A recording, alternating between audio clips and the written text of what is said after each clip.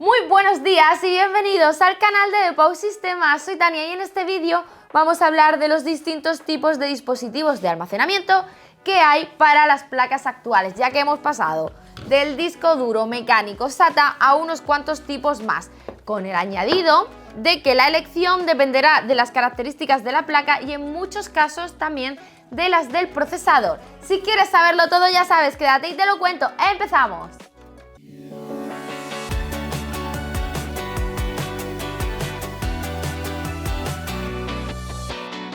Como ejemplo de placa base he traído la Asus Pro B560M-C, que tiene casi todas las conexiones para las distintas memorias que se podrían poner en la actualidad. Además, esta placa es bastante compleja a la hora de combinar componentes, hecho que es tendencia en placas de gama media-alta, pero eso lo vamos a ver más adelante. Empezaremos viendo la interfaz que ha estado mucho tiempo siendo la única, estoy hablando de la SATA.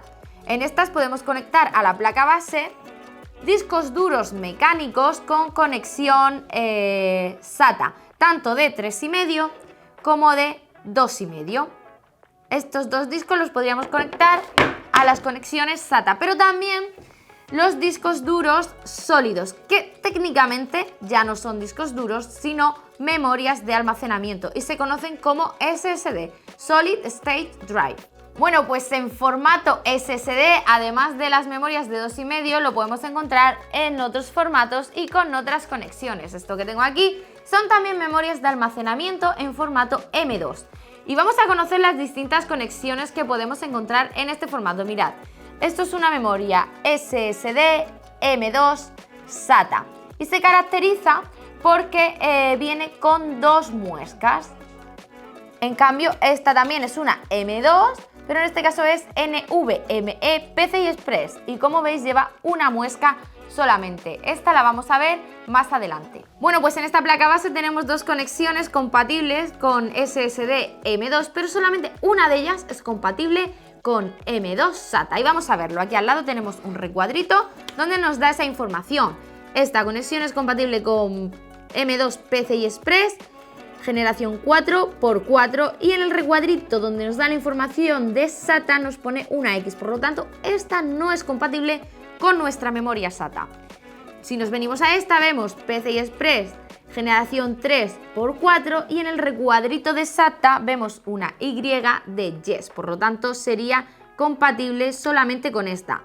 El formato, al ser M2, entraría en esta también, pero luego no podríamos usarla, no nos la reconocería la placa. Bueno, pues dentro de las memorias M2 encontramos también las M2 NVMe PCI Express, que pueden parecer iguales, pero llevan una muesca solamente. A la hora de buscar su conexión al montarlas en la placa base, miraremos la misma información que antes. En este caso, aparentemente es compatible con las dos, pero en una pone generación 3 y en la otra pone generación 4, así que vamos a necesitar más información. Deberemos de mirar las especificaciones técnicas de la memoria y en este caso vemos que es PCI Express generación 3, por lo tanto lo más sensato es ponerla en el M2.2, aunque funcionaría también en el M2.1, solo que no vamos a utilizar el rendimiento de este puerto al máximo, pues funcionaría como si fuera una generación 3. No obstante, necesitamos más información. El tema de los dispositivos de almacenamiento se ha vuelto un poquito más complejo, pues también dependerá del procesador que le pongamos, de la versión de la CPU. Para esto nos tendremos que ir a las especificaciones técnicas de la placa. Aquí podemos ver que es compatible con socket 1200 de procesadores de generación 10 y 11, pero no vamos a tener las mismas características dependiendo de la generación de procesador que le montemos. Eso lo vamos a ver aquí. En este caso, si le montamos una CPU de generación 11, admitirá PCI Express generación 4, mientras que si la CPU es de generación 10, solo funcionará el slot M2.2. Más abajo podemos ver que el M2.1 quedará deshabilitado. Cuando buscamos memorias M2 vemos como una referencia numérica de 4 dígitos que empieza por 22.